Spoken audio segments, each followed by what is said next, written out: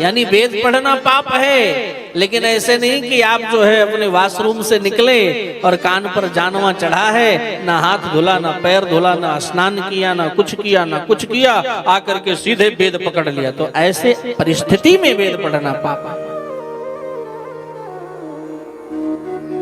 आप वॉशरूम गए, हाथ पैर नहीं धुले, तो क्या मंदिर जाना ठीक रहेगा? नहीं नहीं, हमें तो शुद्ध बुद्ध होकर के जाना चाहिए। स्वच्छता और शुद्धता दोनों का ज्ञान होना चाहिए। तो ऐसे लोग नाना प्रकार की बात में लोगों को भ्रम में डालते हैं। कभी कहते हैं माताओं को हनुमान जी के मंदिर जाना ही नहीं चाहिए, कभी कहते हैं माताओं को तुलसी की माला पहनना ही नहीं चाहिए, महिलाओं को, माताओं को तुलसी की माला का जाप करना ही नहीं चाहिए। ये लोग इतना भ्रम फैलाए हुए हैं। लेकिन ध्यान देना, इन सीरियल, टीवी इत्यादि से बाहर निकलो मेरी मैया, और इस भ्रम में ना रहो।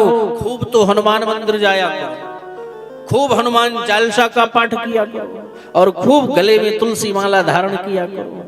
एक बार सोने की चेन ना हो तो चलेगा, लेकिन तुलसी माला जरूर होना चाहिए। और खूब तुलसी की माला पहनो, खूब बढ़िया बढ़िया चंदन लगाओ, बगैर चंदन के रहना नहीं चाहिए। क्योंकि गले में तुलसी हो और मस्तक पर चंदन हो तो समझ लो कि वर्तमान काल में हम भी ऑन ड्यूटी हैं,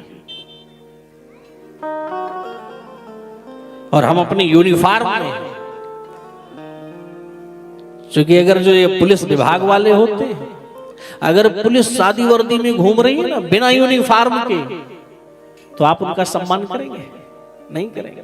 लेकिन अगर वो यूनिफॉर्म में है, फिर अगर आप बस में यात्रा कर रहे हैं और यूनिफॉर्म में आ गए, तो आप व्यक्ति का सम्मान नहीं कर रहे हैं, आप उस यूनिफॉर्म का सम्मान करके कहेंगे आप आकर के विराजमान हो जाइए, हम खड़े हो जाएं, आप विराजमान हो जाइए। क्यों? ये यूनिफॉर्म का सम्मान कर रहे हैं। और अगर वो पुलिस वाले भाई अगर यूनिफॉर्म में नहीं है, तो आपको लगेगा नहीं कोई होगा, चलो अपने अपने काम में।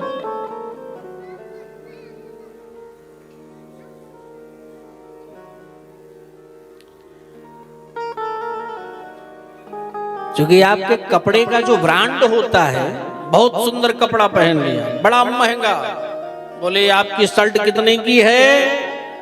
बोले महाराज हमारे शर्ट की कीमत तकरीबन में 9,000 रुपए है। अच्छा, और आपके कुर्ते की कीमत कितनी? बोले महाराज 6,000 का एक कुर्ता है। ये हमारा ये पैंट इतना महंगा, ये हमारा लोवर इतना महंगा।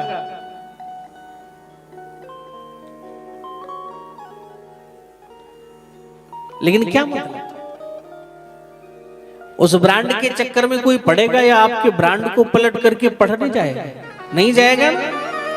हम लोगों को देखो महाराज, 300 रुपए का कुर्ता ये है, 300 रुपए की धोती, और आप लोग अच्छे अच्छे यहां जो है प्रणाम करते हैं। करते नहीं करते? कितने का ब्रांड है? बक्सी टेलर ने सिल दिया।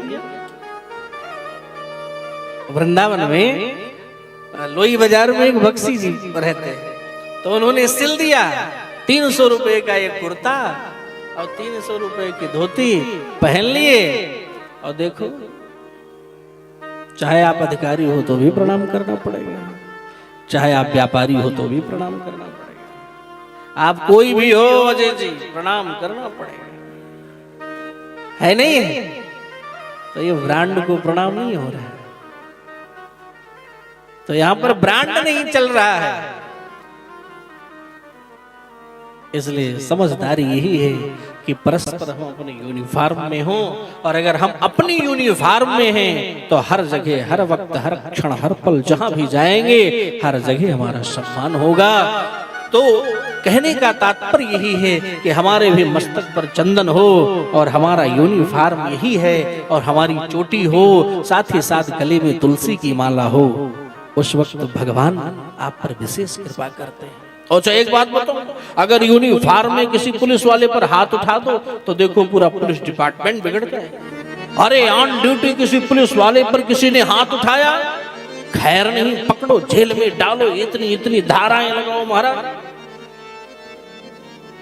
ऑन ड्यूटी यूनिफॉर्म, अगर ऑन ड्यूटी ये सारे यूनिफॉर्म कपड़े पहने हैं, अगर ऐसा कोई किया तो गड़बड़ होगा नहीं होगा? ऐसे आप भी अगर गले में तुलसी हो, मस्तक पर चंदन हो और वाणी में मधुरता हो, फिर आपका कोई अपमान नहीं करेगा। क्यों? क्योंकि भगवान तब कहते हैं कि अपना मान टले टल जाए पर भक्त का मान न टलते देखा। फिर तो भगवान आप पर कृपा करने लगते हैं।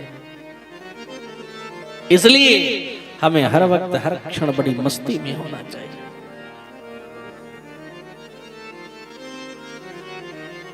इसलिए यत्र तत्र सर्वत्र कहीं भी जाओ, आप भगवान नाम का स्मरण करो।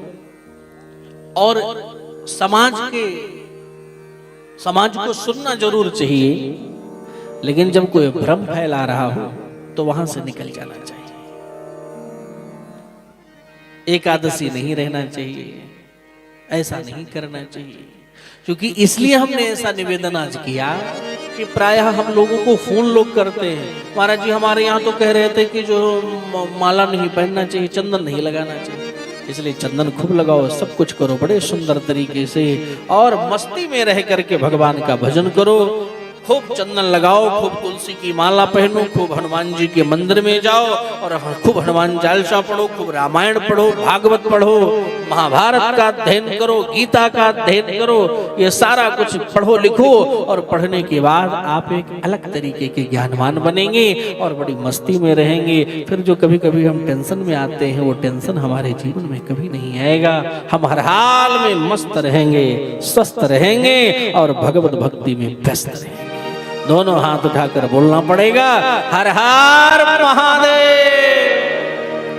थोड़ा मुंह से आवाज निकालना पड़ेगा, हर हर